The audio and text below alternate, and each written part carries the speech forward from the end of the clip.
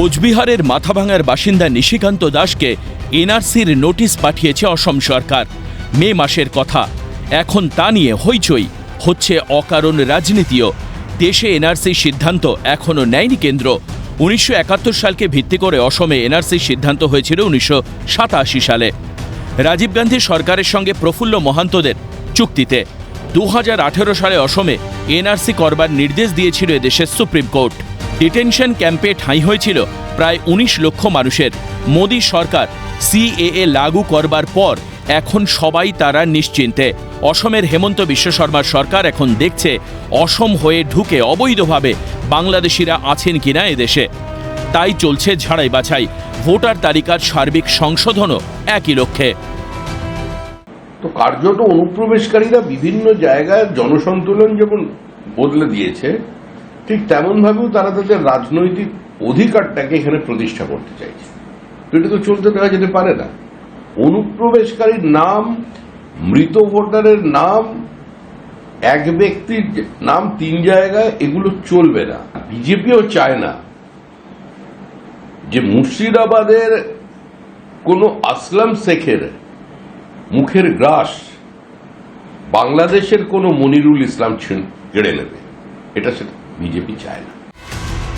বাংলাদেশের গত 1 বছরের ঘটনাক্রম কি জানান দেয় না যে প্রয়োজন আছে এই ঝাড়াই বাছাইয়ের? এদেশে কি অবৈধভাবে বাস করছেন না বহু বাংলাদেশি?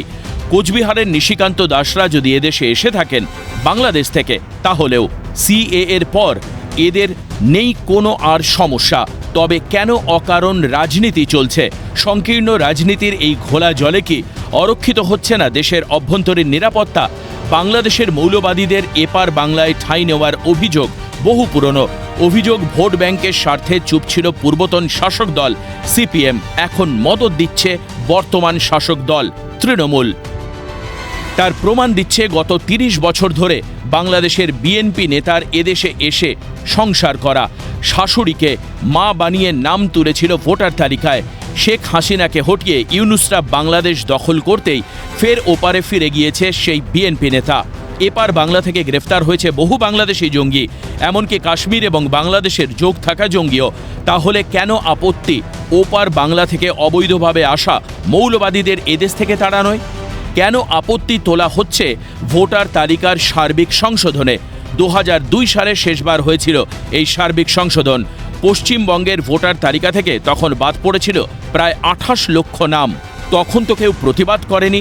তাহলে 22 বছর পর বিহারের তালিকা থেকে প্রায় 56 লক্ষ নাম বাদ যাওয়ার উপক্রম হতেই কেন রে করে উঠছে কংগ্রেস, সিপিএম, তৃণমূল সহ অন্যান্য বিরোধীরা? এসআইআর এর যে প্রশ্ন এখন উঠছে, অনুপ্রবেশকারীদের প্রশ্ন, সেটা 1 বছর আগে ওঠানো উচিত ছিল। ওই ভোটার লিস্টে জিতেই মোদী বাবু প্রধানমন্ত্রী হয়েছেন। আগে তিনি পদত্যাগ করুন, তারপরে বিহার, বাংলা এবং সারা দেশে উনি এসআইআর চালু করবেন। এই কেন্দ্রীয় সরকার বিজেপি যেখানে পাচ্ছে বাঙালিদের ধরে তাদেরকে অ্যারেস্ট করে দিচ্ছে, বাংলা ভাষার ওপর আক্রমণ করছে। গৌহাটি থেকে পশ্চিমবাংলার মানুষ যেখানে রয়েছে তাকে নোটিশ দিয়ে দিচ্ছে, উড়িষ্যা থেকে নোটিশ দিয়ে দিচ্ছে। অমিত শাহ কি ভাবছে কি? বিজেপি পশ্চিমবঙ্গবাসীর জন্য কথা বলছে, কোনো হিন্দু কিংবা কোনো মুসলমানের জন্য নয়। তবে হ্যাঁ, বহুত্ববাদকে বাঁচিয়ে রাখতে গেলে, সর্বদলীয় ব্যবস্থাকে টিকিয়ে রাখতে গেলে একটা শক্তিশালী সুরক্ষিত ভূখণ্ডের প্রয়োজন। আর তার জন্যই পশ্চিমবঙ্গ তৈরি হয়েছিল। আমরা সেই লক্ষ্যেই রাজনীতি করছি। বাংলাদেশ হয়েছে যখন পাকিস্তান, কার সুবিধা হয়েছে? দেশ তো বিভাজন হয়েছে। উদ্দেশ্য ওটাই আছে, বিচ্ছিন্নতাবাদী শক্তি এক হয়ে গিয়ে দেশকে বিভাজন করবে। চলছে কি ইতিহাসকে ভুলিয়ে দেওয়ার চেষ্টা?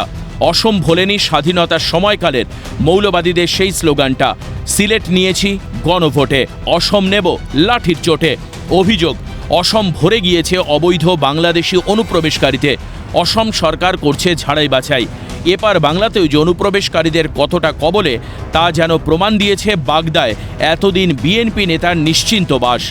তবে কেন ঝাড়াই বাছাইয়ে এত আপত্তি কংগ্রেস, সিপিএম, তৃণমূলের? দলীয় সংকীর্ণ ভোট রাজনীতির স্বার্থে কেন বিপন্ন করা হচ্ছে দেশের অভ্যন্তরীণ নিরাপত্তাকে? কিভাবে ভিটে মাটি ছেড়ে ওপার থেকে এপারে চলে আসতে হয়েছিল দলে দলে মানুষকে? সেই স্মৃতি কি মলিন হয়ে গিয়েছে আজ? পশ্চিমবঙ্গকে পাকিস্তানের অন্তর্ভুক্ত করার চক্রান্তের ইতিহাসটা কি হারিয়ে গিয়েছে বাঙালির মন থেকে? সকলের মন থেকে কি ইতিহাসটা মুছে দিতে পারবে ভোট রাজনীতির এই নোংরা খেলা? থাকছে সেই প্রশ্ন। ক্যালকাটা নিউজ।